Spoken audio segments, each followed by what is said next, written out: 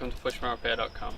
Today we're going to show you how to repair a Victa that's revving too fast by installing brass washers and or fixing air leaks that you may find. For this repair you may need some 3-bond liquid gasket, and you'll need some spacer washers that we sell on the website for the G4 carburetor. The first way we can slow down the revs on the Victa 2-strokes is we can make sure there's no air leaks. So sometimes air will leak out here around the air hose that connects with the throttle cable inside it. If that's the case, you can use some 3-bond liquid gasket that we just showed you and soak it around there and put it on.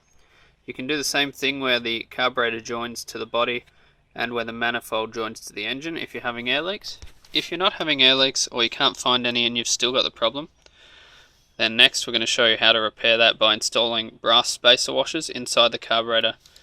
These are designed to make up the gap that happens when the carburetor wears out and reduce the revs, bringing it back to normal spec. And you want to make sure there's no cuts or grooves in the carburetor or small cracks that can happen, because these let air in. If you're 100% sure you've got no cracks and you've 3-bonded your fittings and you've still got a high revving Victa, the next thing you'll need to do is get some of these little brass washers that we're going to start to sell on the website shortly. And we're going to use these to space up the poppet valve to slow down the engine. You can use a maximum of 4, but we'll start with 1 and then 2 and then see how that goes. So to do this, the easiest way is we're just going to remove the carburetor. Carefully unplug the leads for the electrics.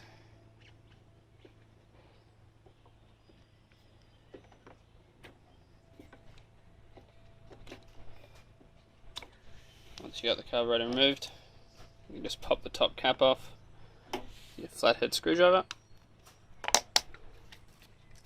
Be careful not to lose the spring inside.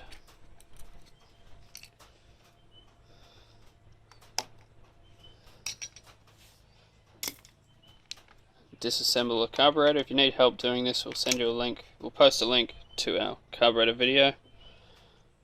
So once you've disassembled the carburetor completely, you're going to get your little washer and you want to put it over the middle shaft. If your mower's been serviced before, you may find one already there. For us, we're going to put 2 on this particular mower.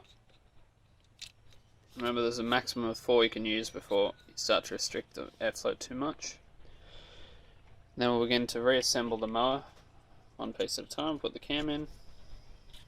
Now's a good time to clean all the pieces as well, if you haven't done that already. Once you've got the cam in and your throttle cable in, put your poppet valve up. Then grab your small spring. Your lifter. You've got to make sure you do this in the right order. Get your lifter. And then your small spring. Then your diaphragm.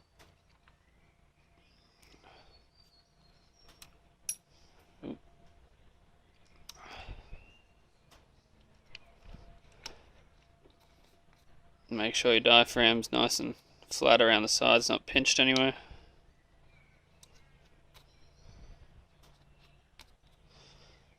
And get your retaining clip, your long spring, finally your cap. Assemble that all.